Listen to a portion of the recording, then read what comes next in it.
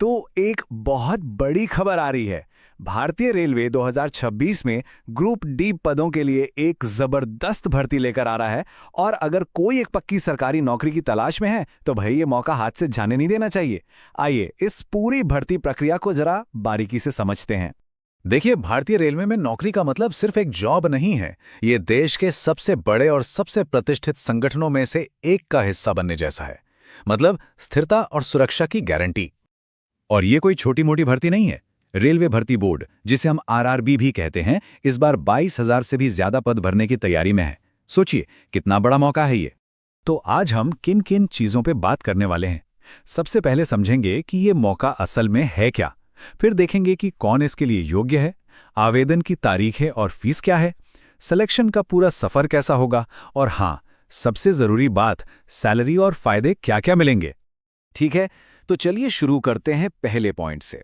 ये समझना बहुत जरूरी है कि ये जो लेवल 1 के पद हैं, ये आखिर होते क्या हैं और ये इतने खास क्यों हैं। ये पद असल में भारतीय रेलवे के ऑपरेशन की रीढ़ की हड्डी हैं, जैसे कि ट्रैक मेंटेनर्स, पॉइंट्समैन और अलग अलग डिपार्टमेंट्स में असिस्टेंट की भूमिकाएं। ये सारे पद 7वें वेतन आयोग के लेवल 1 में आते हैं। इसका सीधा सा मतलब है नौकरी की पक्की सुरक्षा, रेगुलर सैलरी, भत्ते और समय के साथ प्रमोशन के भी अच्छे मौके। चलिए अब आते हैं सबसे जरूरी सवाल पर। एलिजिबिलिटी क्या है? मतलब कौन इन पदों के लिए अप्लाई कर सकता है? इसे ध्यान से समझना होगा। तो देखिए, पात्रता की दो मुख्य शर्तें हैं, उम्र और पढ़ाई। उम्र की बात करें तो 1 जनवरी 2026 तक कम से कम 18 साल और ज्यादा से ज्यादा 33 साल होनी चाहिए। हाँ, आरक्षित वर्गों को सरकारी नियमों के हिसाब से छूट भी मिलेगी। और पढ़ाई, वो तो और भी सिंपल है। बस 10वीं पास होना चाहिए या फिर एनसीवीटी से मिला हुआ नेशनल अप्रेंटिसशिप सर्टिफिकेट, जिसे NAC भी कहते हैं, वो होना चाहिए। अच्छा, अगर पात्रता की शर्तें पूरी हो रही हैं तो अगला कदम है आवेदन की तारीखों और फीस के बारे में जानना।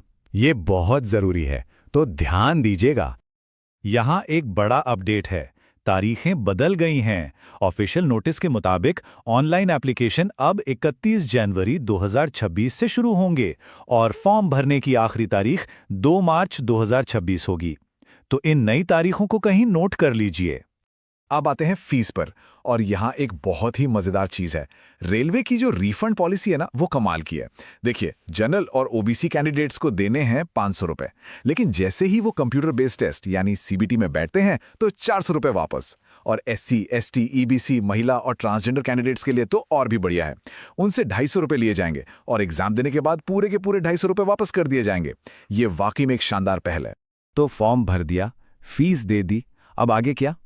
आइए अब समझते हैं कि सिलेक्शन का पूरा प्रोसेस क्या है, मतलब किन किन पड़ावों से गुजरना होगा। सिलेक्शन प्रोसेस के 4 मुख्य चरण हैं।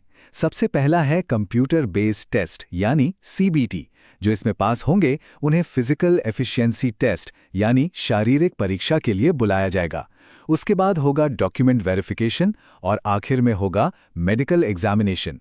हर स्टेज को क्लियर करना जरूरी है। और अब वो सवाल जिसका सबको इंतजार रहता है कि भाई इस नौकरी में सैलरी और बाकी फायदे क्या मिलेंगे। तो 7वें वेतन आयोग के हिसाब से इन लेवल 1 पदों की जो बेसिक सैलरी है वो शुरू होती है 18,000 रुपए प्रति महीने से। लेकिन रुकिए, कहानी यहीं खत्म नहीं होती। इस बेसिक पे में कई सारे भत्ते जुड़ते हैं, जैसे कि महंगाई भत्ता जिसे DA कहते हैं, मकान किराया भत्ता यानी HRA और ट्रांसपोर्ट अलाउंस यानी TA। इन सबको मिलाकर शुरू में ही इन हैंड सैलरी लगभग 22,000 से 25,000 रुपए प्रति महीने तक बन जाती है। हाँ, ये थोड़ा बहुत इस बात पर निर्भर करेगा कि पोस्टिंग किस शहर में है। आगे बढ़ने से पहले रेलवे भर्ती बोर्ड की ये चेतावनी बहुत बहुत जरूरी है। किसी भी ऐसे दलाल या व्यक्ति से सावधान रहें जो पैसे लेकर नौकरी दिलाने का झूठा वादा करे।